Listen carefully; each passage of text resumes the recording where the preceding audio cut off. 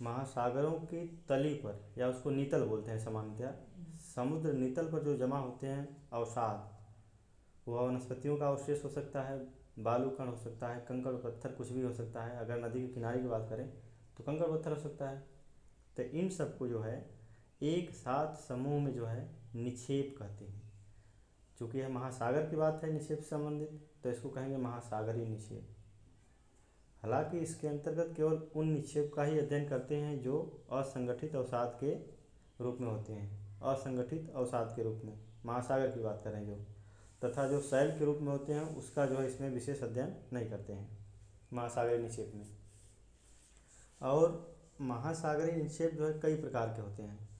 ये जो कई प्रकार के होते हैं, ये आधार है सोर्स ऑफ डिपोजिशन, जैसे कि महासागरीय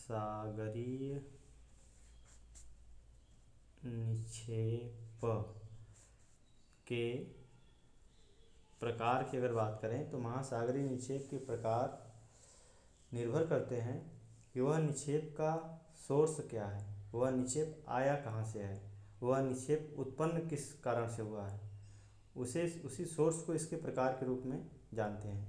जैसे यह मान लें कि महासागर में जो है नदियों से जो है मिट्टी के कण, धूल कण लाए जा रहे हैं, तो उसको जो है नदियों से जुड़ा निक्षेप कहेंगे। अगर पवन द्वारा लाया गया तो पवन से जुड़ा कहेंगे। अगर ज्वालामुखी उद्भेदन से आया है तो उसको ज्वालामुखी उद्भेदन से जुड़े जो है कोड देंगे या नाम देंगे। तो इस तरह से सोर्स के आधार पर महासागरीय निक्षेपों के जो प्रकारों की व्याख्या की जाती है। हालांकि इसको मोटा तौर पर बांटना चाहें तो दो रूपों में बांट सकते हैं। एक जो है मुख्य इसका वर्ग है स्थलीय निक्षेप। पहला है स्थलीय निक्षेप, मीन्स महासागर में स्थलों से जो निक्षेप पहुंचता है उसको बोलते हैं स्थलीय निक्षेप। इसके अंतर्गत जो है बजरी आती है, रेत, ये सब चीज़ें आती हैं। अगर महासागरीय निक्षेप में स्थलीय निक्षेप की बात करें तो ये स्थलीय निक्षेप महासागर के मग्न ढाल पर ही या मग्न तट तक ही जो है जा पाते हैं। जैसे हो गया महाद्वीप, ठीक, और इसके बाद का ये भाग हो गया 0 to 3 डिग्री जिसका स्लोप होता है, ये हो गया मग्न ढाल हो गया इसका। तो मग्न ढाल पर ही आते हैं ये महासागरीय निक्षेप, मग्न ढाल पर जो है स्थलीय निक्षेप आते हैं। और कभी कभी यह जो है मग्न तट तक भी होते हैं। ये हो गया महासागर। तो मग्न तट तक ही जो है स्थलीय निक्षेप सामान्यतया मिलते हैं। अच्छा, इसमें वही तो होता है जो पानी में, जैसे उसका ढलान होता है पानी में वो हल्का हल्का होता है। हाँ, एंगल उसका बदल जाएगा, मीन्स 5 डिग्री तक हो जाएगा। मग्न ढाल जो है 1 to 3 डिग्री जो ढाल रहेगा महाद्वीप का, जो कि सागर के अंदर डूबा रहता है, इसको मग्न ढाल बोलते हैं। लेकिन अगर इसका ढाल 1 to 5 डिग्री के अप्रॉक्सीमेटली हो जाए, ठीक है, तो वह जो है मग्न तट पे जो है, सॉरी हाँ, मग्न तट के रूप में उसको काउंट किया जाता है।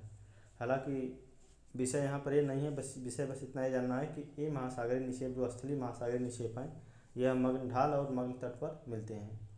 फिलहाल इसको इतना ही याद रखना है अभी, ठीक है। और ये जो निक्षेप हैं ये नदियों से प्राप्त जो बालू के कण हैं, कंकड़ पत्थर हैं, अवसाद हैं, उससे बनते हैं। और इसमें मुख्य रूप से बजरी, रेत, सिल्ट, मृतिका, ये सब होते हैं। कीचड़ वगैरह भी होते हैं, पंख जिसको बोलते हैं। और महासागरीय तली पर उन अवसादों के निक्षेपण में जो है नदियाँ, हिमनद, पवन, लहरें, ये सभी की कुछ न कुछ अपनी अपनी भूमिका होती है, जिसमें नदियों की भूमिका सबसे अधिक होती है। अगर बात किया जाए अपक्षय और अपरदन के कारक की, तो एक कारक भी जो है महासागरों में निक्षेप के लिए जिम्मेदार हैं। जैसे लहरों की अगर बात करें तो जो भी सागरीय लहरें हैं तट से टकराती हैं तो तट के चट्टानों को कुरेद कर, तोड़ कर सागर में जब भाटा होता है, मतलब ज्वार आने के बाद की जो प्रक्रिया होती है उसके बाद वापस जल जाता है, उसको भाटा बोलते हैं टकराकर। तो भाटा के समय जो भी मिट्टी के कण हैं वो सब शिलाखंड वगैरह सब बड़े बड़े ढह जाते हैं पानी में। तो इस तरह से निक्षेप की मात्रा जो है बढ़ती जाती है। इसी तरह अगर और आगे की बात करें समुद्र की, तो चूँकि किनारे पर तो बड़े कण जमा हो जाते हैं, लेकिन जब गहरे सागरी भाग की बात करें जहाँ तक नदी का जल जा पाता है, तो अंदर वाले भाग यानी सागर में अंदर जाएं तो वहाँ पर जो है बहुत मुलायम कण, छोटे कण, चीका जैसे कण जो है अंदर तक जा पाते हैं। बड़े कण जो है सागर के किनारे पर ही डिपॉजिट हो जाते हैं। और इसके वितरण की अगर बात किया जाए तो यह 100 फैदम की गहराई तक लगभग मिलता है, और साथ ही साथ यह 100 से 1000 फैदम के बीच कीचड़ के निक्षेप के रूप में भी पाए जाते हैं। हालांकि इसकी संरचना, आकार, रंग, रूप, इन सब की अगर बात करें तो यह जो है अनेक जो है रूपों में बांटा जा सकता है। जैसे इसमें पहला आएगा बजरी, ठीक है, पहला इसमें है बजरी। इसको English by the way gravel बोलते हैं। इसके कणों की बात करें तो इसका कण जो है 2 मिलीमीटर से जो है बड़े व्यास के होते हैं लगभग। हाँ, बजरी की बात कर रहा हूँ। और ये जो है लहरों से जो अपरदन होता है, उन्हीं लहरों के अपरदन से मग्न तटों और खाड़ियों में जो है सामान्यतः पाए जाते हैं। मीन्स सागर तट के पास है, किनारे पर ही। बहुत गहरे भाग में बड़े कण नहीं जा पाते हैं क्योंकि यह जो है बड़े होते हैं और यह जो जल में सस्पेंडेड नहीं रह सकते। जब बहुत अधिक तेज धारा जहाँ है वहाँ कुछ समय के लिए सस्पेंडेड हो सकते हैं, मीन्स लटके हुए जल में, ठीक है। इसके बाद दूसरा आता है रेत का कण। ध्यान रहे हम लोग स्थलीय निक्षेप पढ़ रहे हैं। स्थलीय निक्षेप में स्थल से जुड़ी हुई चीज़ होंगी। फिर आता है रेत। ये जो है बजरी से तो छोटे होते हैं और इनका व्यास जो है 2 मिलीमीटर से कम होता है। ध्यान रहे बजरी में जो है व्यास होता है 2 मिलीमीटर से अधिक, जबकि इसका व्यास होता है 2 मिलीमीटर से कम। और इसमें महीन रेत होते हैं, मध्यम रेत होते हैं, सूक्ष्म रेत होते हैं। हालांकि मुख्य रेत के ही रूप में इसको समझें, लेकिन जब इसको और डीप स्टडी की जाती है इसकी गहराई के साथ, तो इसको भी अनेक विभाजन करके इसका कि जो है मध्यम रेत कहाँ पे जमता है और महीन रेत कहाँ जमता है, सबसे छोटा जो रेत का कण है वो कहाँ जमता है। तो यह निर्भर करता है नदी के जल के वेग की मात्रा पर, ठीक है, कि उसकी वेग कहाँ पर कैसी है। जहाँ पर वेग अधिक है वहाँ पर जो है बड़े कण जो है जम जाएंगे। वेग थोड़ा कम हुआ तो उससे छोटे कण जमेंगे। वेग एकदम कम हो गया तो जो सबसे छोटे कण हैं वो जो है क्रमशः जमते जाएंगे। तो ये रहा जो है रेत। रेत को सैंड बोलते हैं इंग्लिश में, ठीक है। तीसरा इसमें आता है सिल्ट या मृतिका या पंख। पंख मतलब कीचड़। और इन सब का व्यास लगभग 0.125 मिलीमीटर के आसपास होता है या इससे कम होता है। इसमें पंख जो होता है, पंख यानी ये जो हो गया सिल्ट हो गया, एक हो गया सिल्ट, इसी में दूसरा हो गया मृतिका और तीसरा हो गया पंख, ठीक है। इन सभी कणों का जो है व्यास होता है लगभग 0.125 मिलीमीटर। बहुत छोटे होते हैं कण। हालांकि इसमें जो पंख है इसका ज़्यादा महत्व है क्योंकि यह अधिक पाया जाता है। कीचड़। इस पंख को भी 3 भागों में फिर बांटा जाता है, 3 divisions. There are 3 divisions of mud. First is that blue mud. पहले को बोलते हैं नीली पंख। पहले क्या बोलते हैं? नीली पंख। दूसरे को बोलते हैं लाल पंख। तीसरे को बोलते हैं हरी पंख। अच्छा, ऐसा क्यों है? यह इसके रंग के आधार पर है। अगर नीली पंख की बात की जाए तो इसमें जो है क्वार्टज पाया जाता है, सल्फाइड जैव तत्व होते हैं, और ताकि ये महाद्वीपों के आसपास जो है गहरे सागरों में पाए जाते हैं।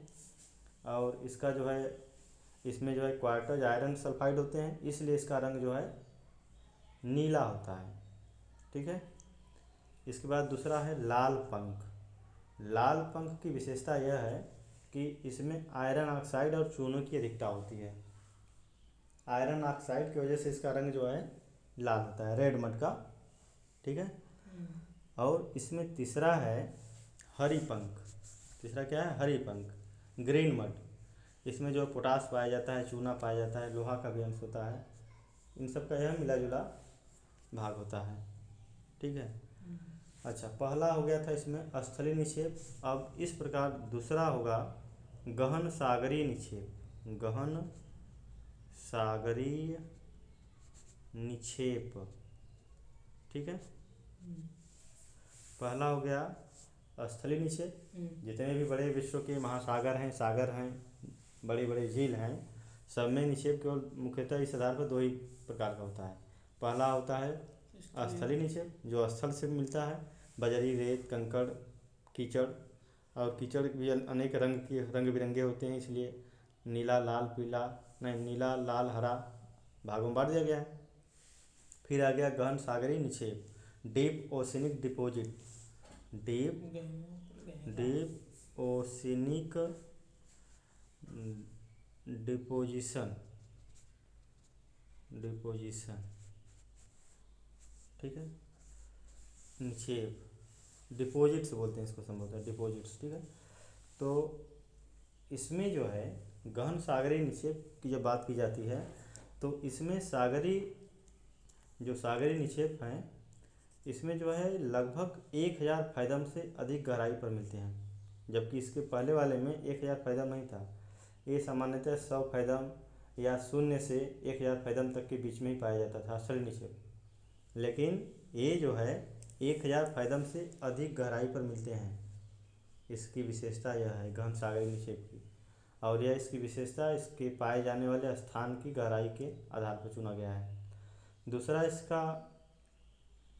दूसरी इसकी विशेषता यह है कि सागरीय निक्षेपों का स्रोत स्वयं सागर ही होता है। इस जो है गहन सागरीय निक्षेप का जो स्रोत क्या होता है, जैसे इसमें स्रोत था स्थल, जो है स्थलीय निक्षेप में, लेकिन गहन सागरीय निक्षेप में जो निक्षेप का स्रोत है, मीन्स जो डिपॉजिट हो रहा है, जम रहा है तह बाई तह, वो क्या जम रहा है, वह सागर ही इसका स्रोत है। अच्छा, सागर कैसे है? क्योंकि सागर में बहुत सारे जो है जीव जंतु पाए जाती हैं, वनस्पतियाँ पाई जाते हैं और अनेक अकार्बनिक तत्व पाए जाते हैं। इस प्रकार इन सागरीय निक्षेपों में विभिन्न प्रकार के उज पाए जाते हैं, उज या पंख, ठीक है। इसमें जो है सागरीय जीव, वनस्पतियाँ, इन सब के जो है निक्षेप होते हैं। और वही भी बातचीत हुई थी ना कि वनस्पतियों का सड़ा गला, हड्डियाँ, अवशेष जीव जंतुओं के, वह जो सागर की नीतल पर एक एक करके जमता जाता है, जैसे जैसे जो है वह उसका चक्र चलता है जन्म लेने और मृत होने की जीव जंतुओं के, ठीक है। अच्छा, अगर गहन सागरीय निक्षेप को कुछ वर्गों में अगर रखना पड़े तो 2 वर्ग में रख सकते हैं। पहला इसका वर्ग है या विभाग है जैविक निक्षेप, जैविक निक्षेप, और दूसरा इसमें आता है अजैविक निक्षेप, यानी जो जीव जंतुओं से जुड़ा हुआ निक्षेप है उसको जैविक निक्षेप कहते हैं, जो जीव जंतुओं से जुड़ा हुआ निक्षेप नहीं है उसे अजैविक निक्षेप कहते हैं, ठीक है। अच्छा, जैविक निक्षेप की जब बात करते हैं तो इसको जो पुनः जो है 2 भागों में बांटते हैं अध्ययन की सुविधा के लिए, ठीक है। जैविक निक्षेप में पहला आता है चूना युक्त निक्षेप, पहला आता है चूना युक्त निक्षेप, ठीक है। और दूसरा इसमें आता है सिलिका युक्त निक्षेप, सिलिका युक्त मतलब सिलिका से भरपूर निक्षेप, जिसमें सिलिका की प्रधानता होती हो या जिसमें चूने की प्रधानता होगी। जिसमें चूने की प्रधानता होगी उसको चूना युक्त बोलेंगे, जिसमें सिलिका की प्रधानता होगी उसको सिलिका युक्त बोलेंगे, ठीक है। जो चूना युक्त निक्षेप है ये चूना युक्त निक्षेप भी जो है फिर जो है 2 भागों में बांटा जाता है। जैसे यहाँ पर लिख सकते हैं इसको ऐसे कि चूना युक्त निक्षेप, यह जो है 2 भागों में होता है। पहले को बोलते हैं टेरोपॉड, कुछ चीज़ों को मेमोराइज करना पड़ेगा। पहला होता है टेरोपॉड, उज बोलते हैं इसको, और दूसरा इसमें होता है ग्लोबी जेरिना, ये जीवों के नाम पर भी है कुछ, ग्लोबी जेरिना उज, ठीक है। ये जो टेरापोड उज है, यह उज जो है मोलस्क संघ के समुद्री जानवरों के कैल्शियम कार्बोनेट के सेल से बनते हैं या खोल के। जो ये मोलस्क संघ के जो जीव हैं उनकी जो खोल होती है, जो कैल्शियम कार्बोनेट होता है, ठीक है, यह उससे जो है जम कर बनती हैं। इसकी आकृति शंकु आकार होती है। इस जो है खोल की, उस जीव के खोल की आकृति कैसी होती है? शंकु जैसा। और इसमें 80% से अधिक भाग चूना होता है। यह ध्यान रखने की बात है, टेरोपोडोज में 80% से अधिक भाग चूना होता है। और ये जो जीव जंतु हैं यह खुले महासागरों में, गहन पठारों पर, कटकों पर और उष्ण तथा कम गहरे जल में 800 से 1000 कदम की गहराई पर लगभग मिलते हैं। ठीक है, तो ये रहा जो है टेरोपॉड ऊज। इसके बाद दूसरा आता है ग्लोबिजेरिना ऊज या पंख। एक्चुअली ग्लोबिजेरिना जो पंख है यह फोरमिनिफेरा नामक जीव होता है। ठीक है, उसके खोल से, खोल मतलब उसके शरीर का बाहरी आवरण सेल होता है, उससे बनता है। और इसका रंग जो है सफ़ेद होता है, स्लेटी होता है, मटमैला होता है, जैसा जहाँ पर जल हो और जहाँ पर जिस तरह की जो है क्या बोल सकते हैं, वहाँ की जो खनिज वगैरह हो और जीव के प्रकार हो, उसी के आधार पर इसका रंग जो है कहीं सफ़ेद, कहीं स्लेटी, कहीं मटमैला होता है। और इनके बनने की प्रक्रिया में जो है मोलस्क संघ का जो जंतु है का जो है विशेष योगदान होता है। इसमें 65% तक जो है चूना पाया जाता है। अगर गहराई की बात करें तो यह 1500 से 2000 फैथम की गहराई पर शीतोष्ण कटिबंधीय सागरों में सामान्यतया अधिक मिलते हैं ये। ठीक है, तो ये तो रहा जो है चूनायुक्त पंख की बात, जो कि जैविक निक्षेप का एक भाग था। अब दूसरा जैविक निक्षेप का दूसरा भाग है जिसका नाम है सिलिका युक्त पंख। ठीक है, हालांकि सिलिका युक्त पंख में जीव का तो बहुत विशेष महत्व नहीं है, सिलिका की मात्रा की महत्व है, लेकिन फिर भी जो है इसको इसी ग्रुप में रखा गया है। इसका जो है निर्माण जो है सिलिका युक्त जो ऊज है, पंख है, इसका निर्माण प्रधान जीव जंतुओं के अवशेष से होता है। प्रधान जीव जंतु में जो बहुत बड़े बड़े हैं और गर्म महासागरों सागरों में अधिक गहराई पे मिलते हैं, ये उनसे बनते हैं सिलिका युक्त पंख। इसमें जो पहला है डिवीजन सिलिका युक्त पंख में, जैसे ये हो गया चूनायुक्त, दूसरा ये हो गया सिलिका युक्त पंख। सिलिका युक्त पंख, सिलिका युक्त पंख जो है दो भागों में बांटा जाता है। पहले को बोलते हैं रेडियोलेरियन पंख। ठीक है, और दूसरे को बोलते हैं डायटम पंख या कीचड़ पंख को कीचड़ बोलते हैं। इंग्लिश में ऊज भी बोलते हैं इसको, OOZE ऊज। रेडियोलेरियन जो ऊज है यह जो है सागरों में 20,000 से 50,000 फैथम की गहराई तक सामान्यतया अधिक मिलते हैं। और इनका निर्माण रेडियोलेरियन और फोरा मिलिफेरा जीव से होता है। और इसका रंग जो है स्लेटी कलर का होता है।